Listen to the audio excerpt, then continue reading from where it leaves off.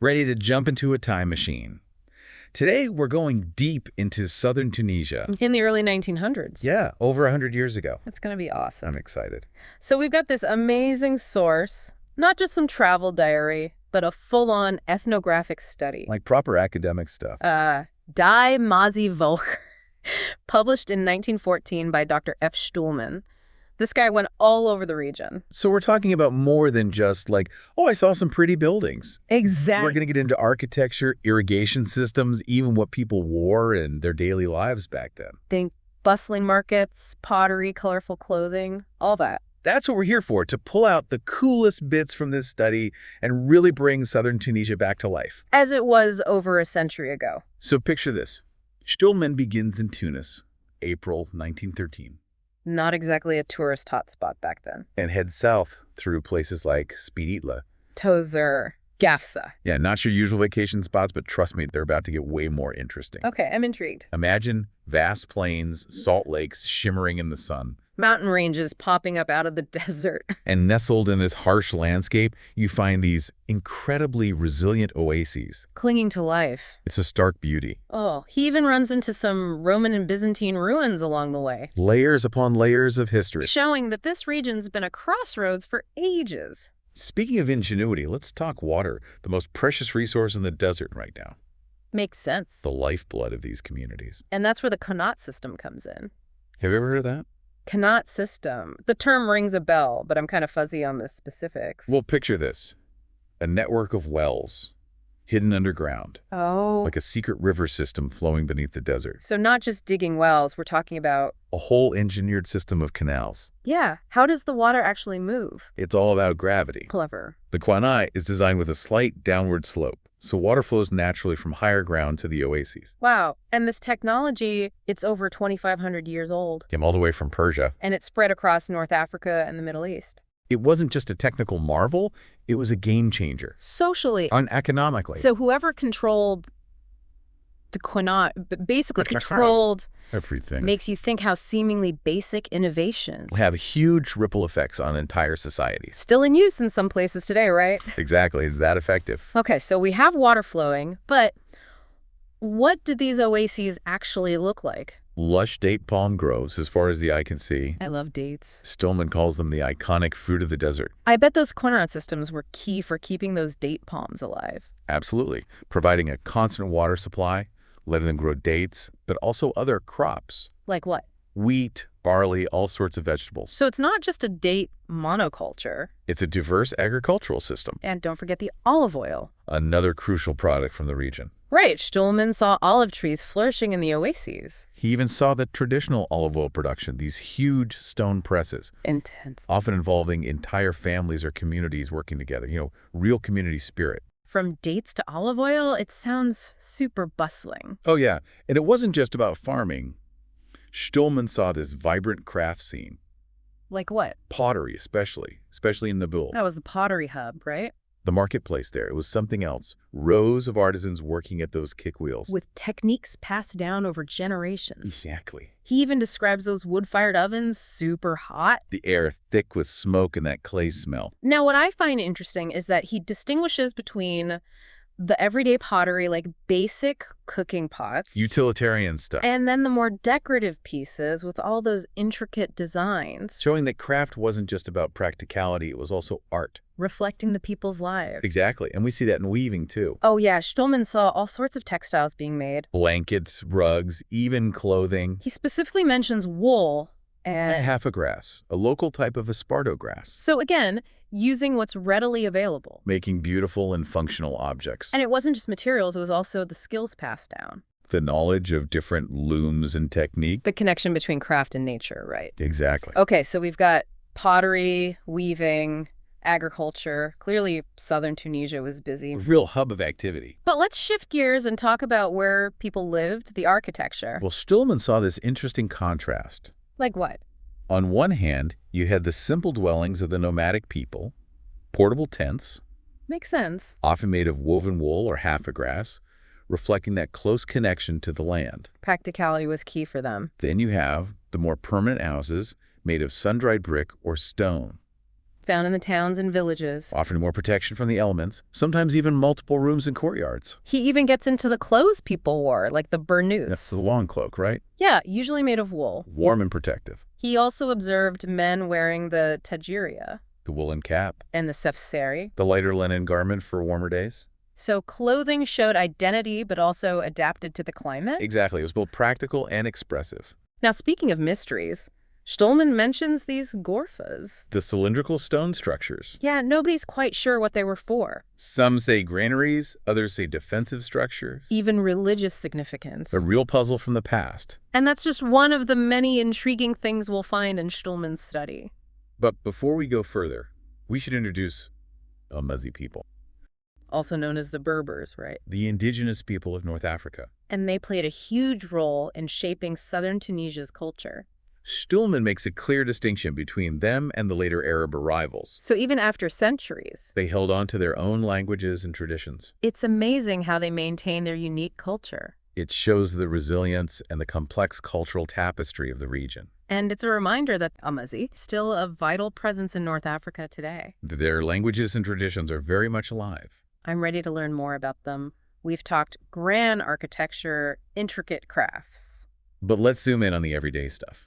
the nitty-gritty. Exactly, the tools and objects Stuhlmann saw being used. Let's start with something universal, the plow. Even in the early 1900s, it was still the backbone of agriculture in southern Tunisia. Essential tech. And Stuhlmann describes this plow, super simple, made entirely of wood. He even sketched it in his book. It really shows how some technologies just work, you know? Timeless. And alongside that ancient plow, you also see handheld hoes and sickles, So it's a mix of old and even older. handcrafted tools, that close connection to the land. Okay, so we've got fields plowed, crops growing. Time for some bread. My favorite. And in southern Tunisia, bread making was, and still is, a huge part of the culture. More than just food. Exactly. Stuhlmann describes this traditional bakery run by Tunisian Jews in Jared. He really paints a picture with his words. A single room, the earthen oven radiating heat, the baker kneading this large flat loaf with his bare hands. I can almost smell it.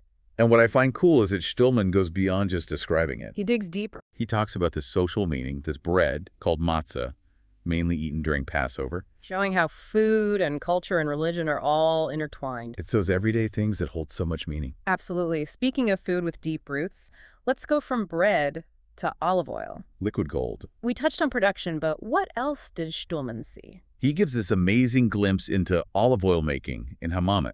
Okay. Imagine massive stone presses, powered by people, slowly squeezing out the oil. This sounds labor-intensive. It was, requiring patience and skill. I bet it was a whole community effort, just like the harvest. You got it, generations working together to make this essential ingredient. There's something poetic about that. And what's interesting is that Stuhlmann was seeing a shift happening. What do you mean? He compares those old methods with newer industrial techniques that were starting to appear, Ah, so it's like a snapshot of a society in transition. caught between tradition and modernity. Makes you think about how people navigated those changes, you know? How they held on to their heritage while embracing new things. Right, and speaking of heritage, let's move on to something a bit more colorful. Pottery. Stuhlmann takes us to Naboul, famous for its ceramics. His descriptions of the workshops are so vivid, like stepping back in time. The whirring of the potter's wheels, the hands shaping the clay, the vibrant glazes, Transforming basic pots into art. and the variety he saw is incredible, from everyday cooking pots to fancy decorative pieces. It really shows the skill of the artisans. And don't forget those traditional kilns, those dome-shaped structures, Made of ripping clay. fueled by wood, showing how those ancient techniques endured. Generations passing them down. Just like with pottery, weaving also reveals this deep connection to local resources. Stuhlmann saw looms everywhere, making all kinds of textiles. He points out how looms and techniques differed from region to region. So each area had its own style. Exactly. Some using simple horizontal ground looms, others more complex vertical ones. A whole tapestry of weaving traditions. And we can't forget about wool and half-a-grass. Those were the main materials, right? Stuhlmann describes the whole process, how they harvest and prepare the half-a-grass. It shows a real understanding of how craft and nature work together. From simple materials to blankets, rugs, clothing, even tent coverings. It's amazing what they could do. And the beauty went beyond the materials. Stuhlmann was really impressed by the colors and geometric patterns they used. Each telling a story. reflecting a cultural heritage. Like each textile holds a piece of history. Makes you wonder what those patterns meant, what stories they were telling. Right. What beliefs or myths were woven into them. It's like each piece is a code waiting to be cracked. And weaving wasn't just about pretty objects. It was a social thing, a way to connect, to build relationships. An economic activity, too. Exactly. These crafts were vital to life in southern Tunisia. It's fascinating to think about. And speaking of social fabric, Stuhlmann's observations give us this intimate peek into their customs. Okay, let's get personal. He was definitely intrigued by the clothes, the symbolism they carried. He mentioned the burnous a lot. The long cloak, often wool for protection, but also a sign of social status. He also talked about the tajiria The woolen cap, and the sefseri. a lighter linen garment for hot weather. So clothes reflected culture and practicality. Adapting to the different climates. Right, and it's interesting how the clothes differed between the nomadic and settled communities. The nomads, they had simpler, more functional clothes. They needed to move around. The settled communities had more elaborate outfits, maybe showing their status or traditions. It's like clothes were a way to communicate without words. Exactly. They could tell you someone's social standing, their job, Yeah. even their cultural background. And Stuhlmann goes beyond just looks. He gets into the social structures of Amazigh people. He compares their customs to those of the Arabs who arrived later. So despite all the interactions over the centuries, Amazigh kept their own hierarchies and traditions. that's cultural resilience. Stuhlmann was particularly interested in their tribal structures, the different clans. The role of the elders in keeping the peace. It shows that even in remote areas, there were complex systems for maintaining social order. Absolutely. And he also explores their spirituality. He sees this blend of traditional Berber practices and Islamic influences. A mix of beliefs. He describes rituals and ceremonies, showing how spirituality was woven into their lives. Right. Religion and spirituality shape cultural values everywhere. And speaking of diverse, even the houses Stuhlmann saw reflected the different lifestyles across the region, Right. We talked about the portable tents of the nomads. designed to be moved easily. What about the people who stayed put? Stuhlmann describes houses made of sun-dried brick or stone, usually in villages and towns, More permanent structures. offering better protection, often with multiple rooms, courtyards, a different way of life compared to the nomads. He even mentions the building techniques using palm wood, clay, lime plaster, They were resourceful, working with what they had. creating functional and, I imagine, beautiful homes. Exactly, and what's cool is that he saw regional differences in the architecture. Different style. Yeah, reflecting the cultural influences of each area. Give me an example. The houses near the coast often had Arab design elements, while those inland stuck to traditional Berber aesthetics. So it's a mix of influences changing over time. It shows the dynamism of the region, how traditions and innovations blend. Right, and we see that mix of old and new in the tools they use too. Exactly. Remember the ancient plow and the traditional kilns? But I'm guessing there were also more modern things popping up, Absolutely. Stuhlmann saw hand-operated mills for grinding grain, which had been around forever. but also new European tech, like mechanical mills powered by steam or electricity. So old and new side by side. It makes you wonder how people reacted to those new technologies, you know? Did they resist, or were they excited about them? It's a good question, and Stuhlmann doesn't give us clear answers. He's just observing. He documents that coexistence, leaving us to think about how technology changes things. Right, and it wasn't just big machines. He also catalogs everyday objects, water jars, baskets, cooking pots, looms, All locally made. showing how resourceful they were. Those everyday things tell a story. About adaptation, creativity, that connection to their environment, It makes you think about the stories behind each object. the hands that made them. Right, the lives they touched. Even the simplest tools can have deep meaning. Absolutely. Speaking of mysteries from the past, Remember the Gorfas? those strange structures. Stuhlmann visited a region full of them. Did he figure out what they were for? Well, he describes them in more detail, their shape, how they're clustered together, the remote locations. Okay. He mentions the different theories again, tombs, grain silos, defenses. Right. But he admits their true purpose is still a mystery. It's fascinating, like a puzzle from the past. These silent structures holding on to their It's secrets. challenging us to figure them out. It reminds us that history is full of unanswered questions. Absolutely. And Stuhlmann's journey takes him to another intriguing spot. The oasis town of Nefta. Nefta. The name sounds like something out of a legend. In a way, it is. Stuhlmann describes it as an oasis on the edge of the Sahara. Surrounded by sand dunes and palm trees. where the harsh desert meets human resilience. A blend of beauty and culture. Stuhlmann was clearly captivated by Nefta. What stood out to him? He mentions the colorful marketplace, the intricate mosques, the energy of the people. Sounds vibrant. But what really grabbed him was the town's connection to the desert.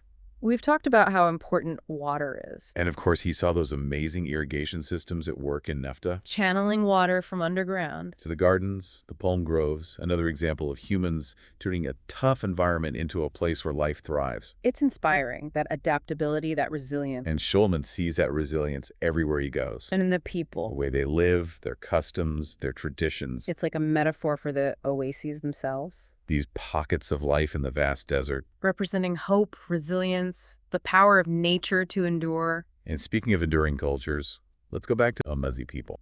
They were such a big part of southern Tunisia's story. Stuhlmann really emphasizes their unique languages, customs, beliefs. It wasn't just about ethnicity or religion. It was about their stories, their traditions, their connection to their ancestors and their land. He spent a lot of time trying to understand their way of life. Their social structures, their religious practices, even their art. What kind of art did they make? He was drawn to their music, the flutes, drums, the gaspa, What's a gaspa? kind of reed pipe. Cool. He talks about the rhythm, the trance-like quality, suggesting it was part of their rituals and gatherings. Music as a way to connect spiritually and socially. Exactly. And he also delves into their storytelling traditions, Passing down knowledge through stories. keeping history and culture alive. Oral traditions are powerful. And what's important is that Stuhlmann recognizes how rich and complex Amazigh culture is. How it endured despite outside influences. So we've gone from grand architecture to everyday life. Exploring tools, textiles, social structures, spirituality. We even touched on the mysterious Gorfus and the captivating town of Nefta.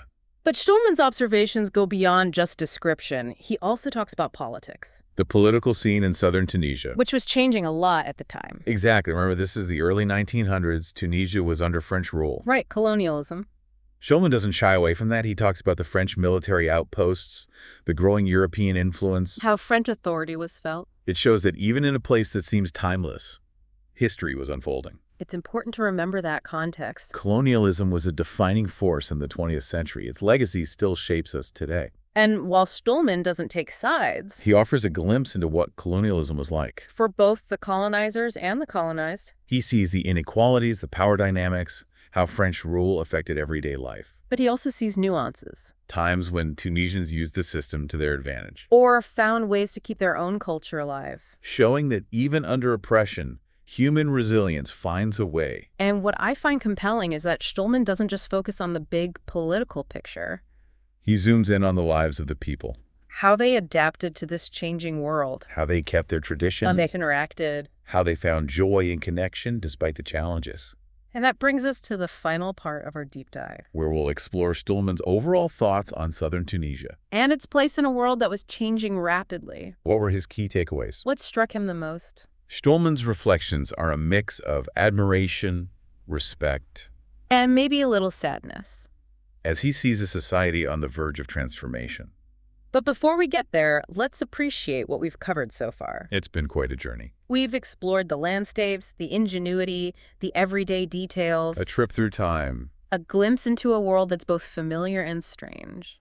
and a reminder that the past is always with us. It shapes our present. So as we move into Stuhlmann's closing thoughts, We'll see him wrestling with those big questions about cultural change, the power of resilience. the importance of understanding other cultures. I'm ready. We talked politics, colonialism, but what really sticks with me is how Stuhlmann dives into everyday life. It's those little things that make the past come alive. Right. Stuhlmann's not just watching big events. He's paying attention to how people interact. The small gestures, the unspoken rules. He's really observing. Watching them bargain in the market, listening to their conversations, seeing the rituals in their day. He even tries to learn some local phrases. He really wants to connect with them on a deeper level. And that curiosity, that empathy, it makes his work so interesting. He's not just some outsider looking in. He's trying to be a part of it, to learn, to understand. One thing that keeps coming up is how resourceful the people of southern Tunisia were. It's amazing how they adapted to that harsh environment, using what they had. The qanat system, using every bit of the date palm, making pottery and textiles from local materials. It wasn't just about survival. It was about creativity. It makes you think about our world today. Mass production, disposable, everything. What could we learn from them about living more sustainably? Right. And it wasn't just about individuals, it was about community. Stuhlmann talks about that a lot. People helping each other out, sharing, celebrating, getting through tough times together. That sense of connection, especially in a place like that, it's crucial. You rely on each other. You realize that everyone's well-being is tied together. So within that community, you have all these different identities coming together. We talked about the Amazigh people, Arab, Islamic, and European influences. How did people handle all those layers of culture? Stuhlmann saw them blending it all together, creating hybrid identities or holding on to specific traditions. It makes you think about how identity is always changing. It's shaped by our experiences, the people we meet, the world around us. There's no simple answer to, who am I? And that's a powerful thing Stuhlmann shows us. Identity is fluid. Complex, always being negotiated. It's not about fitting in a box. It's about embracing the richness of human experience. As we wrap up this deep dive into southern Tunisia, Through Stuhlmann's eyes, I'm amazed by how much we've covered. we've seen the landscapes, the architecture, the crafts, the customs, the struggles, the resilience, even the politics, It's like we traveled back in time. to a world that's both familiar and completely different. And it shows how carefully Stuhlmann observed everything. His curiosity, his respect for the people, He combined scientific observation with genuine human interest. leaving us this incredible picture of a society on the brink of change. And that's what makes his work so important today. We live in a world that's more interconnected than ever. Cultures are constantly interacting. Traditions are being challenged and reinterpreted. Stuhlmann's observations give us a way to understand these changes. The power of human connection. The importance of appreciating different cultures. So as we finish up, What stood out to you? what questions does Stuhlmann's work raise for you? What connections did you make to your own life? Because that's the point of exploring the past, right? It's not just about learning facts, It's about connecting with something bigger, challenging our assumptions. finding inspiration in the stories of people who came before us. Stuhlmann's journey ended over a century ago, but the story of southern Tunisia goes on. How have those traditions, those challenges, that spirit of innovation, how have they changed with modernization and globalization? That's something to think about. Maybe it'll even inspire you to explore this region for yourself. Thank you for joining us on this deep dive. Until next time, keep exploring separate.